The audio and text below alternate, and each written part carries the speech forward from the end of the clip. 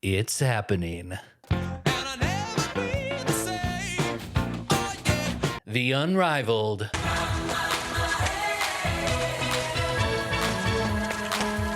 Roster Breakdowns. Everything that I need right in front of me. Part 1.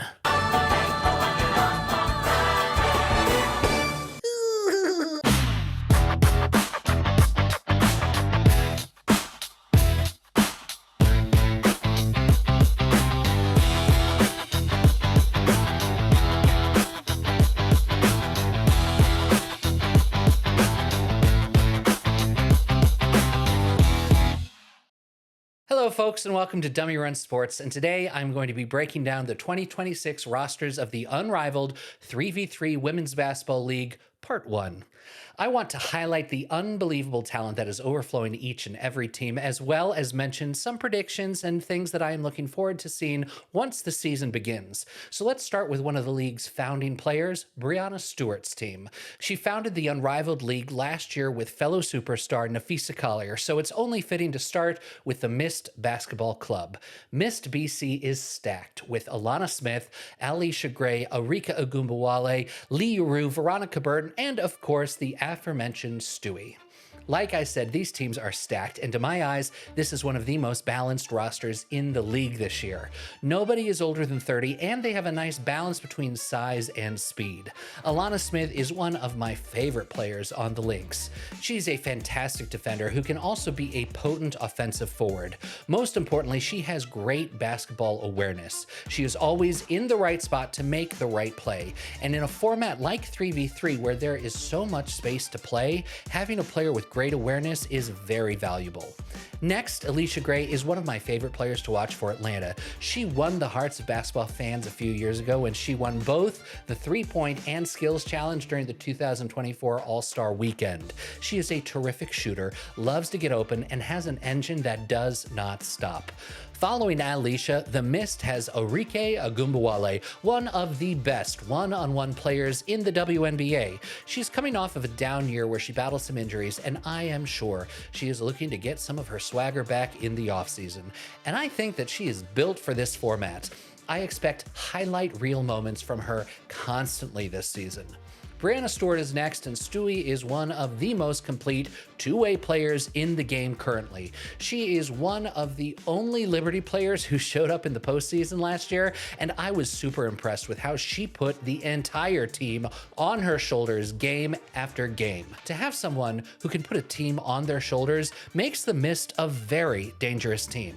Speaking of dangerous, point guard Veronica Burton had a stellar year with the Valkyries, ending third in total assists. Chemistry is so important in the rotations for these small teams, so hopefully Burton's history with playing with Arike in Dallas in 2023 helps this team out for a quick start. Now finally, Lee Ru rounds out the team with her dominating 6'7" defensive frame. Lee is a great young big who has a 3-and-D aspect to her game, but I'm most interested to see if she can use her size effectively in the paint for a two-man game with Burton or Alicia Gray. As I said, the Mist is a very balanced team with the ability to have several different looks in their rotations. Go big with Stewie and Alana, or go small with Burton and Gray. They have shooting threats from every spot on the floor with Agumbawale and Stewie, plus a tall, reliable defensive front with players like Smith, Stewie, and Lee Ru. As always, chemistry and hustle will dictate a lot of early lineups, but this team is really well built, and I would not be surprised to see them in the postseason. Moving on, the Mist will be playing the Hive Basketball Club on opening night. So let's take a look at the Hive next. The Hive BC is another well-built team with all of its players under the age of 29 and is evenly sized with 2 players at 5'8", 2 players at 6'1", and 2 at 6'4". One of those 6'4" players is Ezi Magbagor.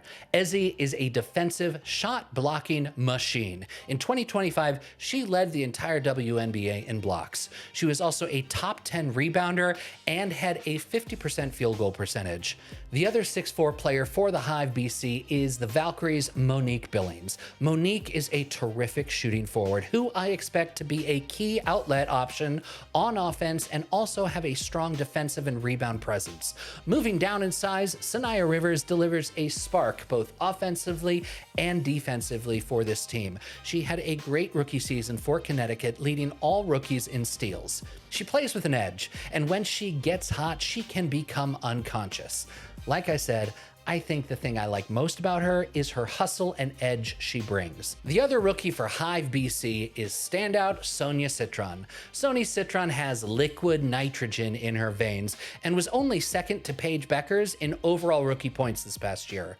She does not need much room to be wide open, and I would put my money on Sonia every time in a shootout style game. She is money. Speaking of money, Natisha Heidemann shot 57% for two-pointers last year. She was a key player off the bench for Minnesota, and she, like Rivers, brings energy and swag, and I see her pushing pace both on and off the ball. Finally, the queen of pace and running the floor, Kelsey Mitchell. Mitchell was phenomenal this past year for the Fever. She not only was the one player left with both of her ACLs, but also when every other player went down, she took their workload and added it to her own. She shot 50% for twos and 40% for threes. She can definitely play point guard and probably will, but I like to see Kelsey out in open space running the floor. Overall, I'm excited to see the rotations that they use. They have a lot of like-for-like players, which is good for subbing if your scheme is working.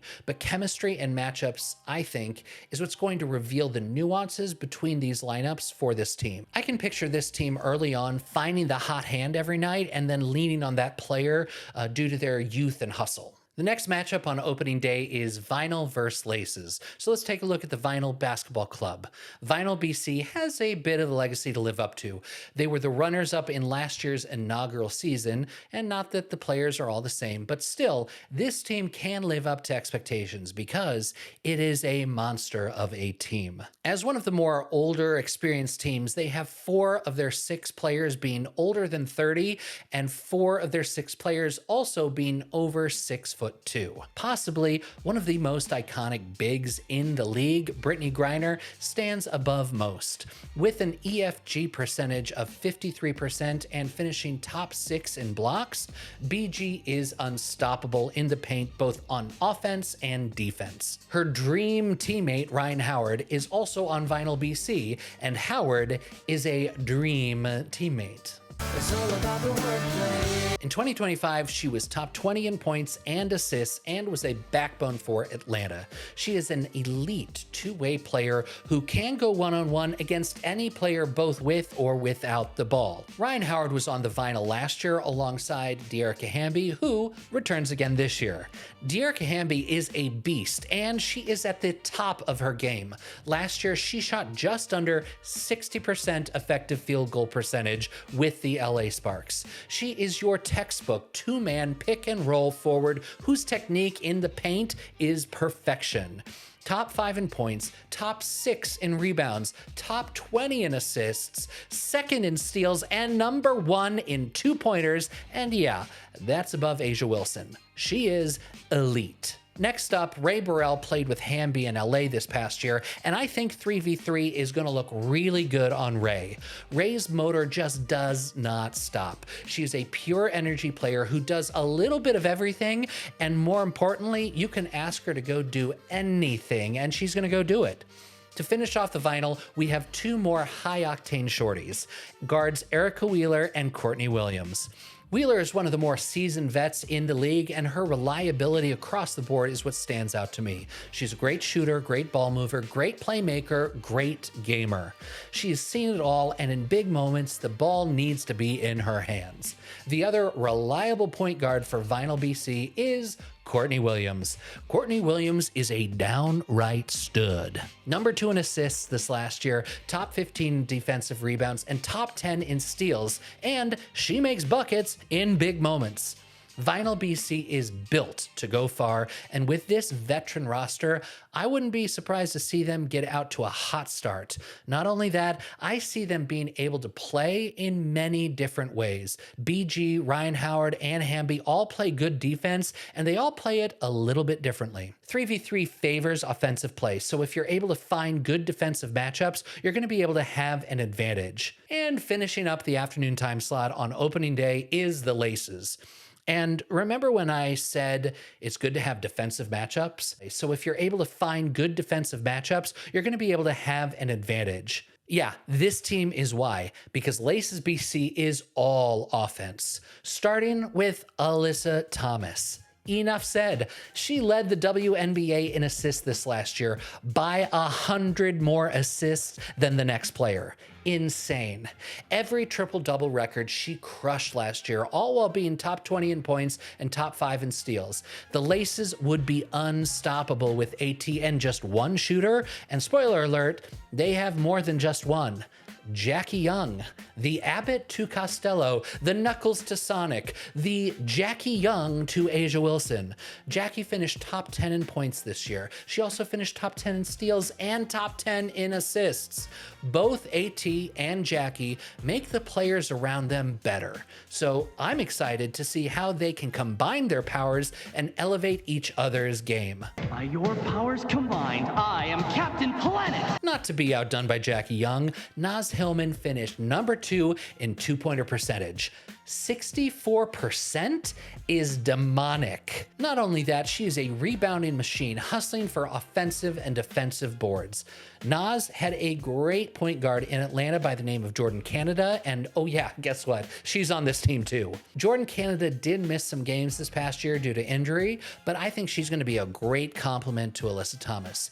Even with her injuries, she was top 3 in steals per game and top 15 in total assists. Between the rebounding ability and the assists of AT, Jackie Young, Jordan Canada, and Naz Hillman, it's going to be very hard for any team to gain possession of the ball. The ball movement when any of these players are playing should be outstanding, and I haven't even gotten to the slipperiest player on their team. She's the one they call Slim. Want the real Slim Shady? Please stand up. Please stand up. Please. Brittany Sykes rounds out this team with even more veteran experience. Brittany's standout quality is her ability to fit into the smallest gaps and make plays. She can find lanes and get behind the best defenders. I hope the elite ball movers on this team find her often for some magical highlights. And to finish off this roster on the defensive end, Maddie Siegrist.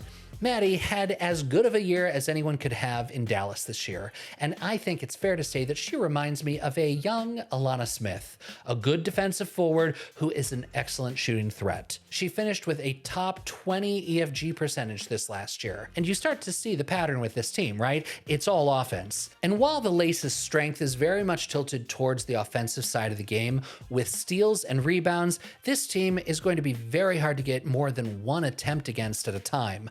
But if teams can go one-on-one and not get too cute and force the Laces to defend one-on-one, I think teams might have a chance to keep up with their offensive firepower. Either way, this team is going to be an explosive and fast team to watch. All right, that's it. 4 teams down, 4 to go. Which of these 4 teams jumped out at you and which are you thinking of rooting for? Let me know down in the comments. And remember, if you want to watch any of the 4 teams that I just broke down, you can watch them on January 5th starting at 1 p.m. Eastern on True TV and HBO Max. And don't forget to like and subscribe for part 2 of my Unrivaled preseason team breakdowns. If you like silly and insightful analysis and breakdowns of women's sports, this channel might be for you. Anyway, see ya.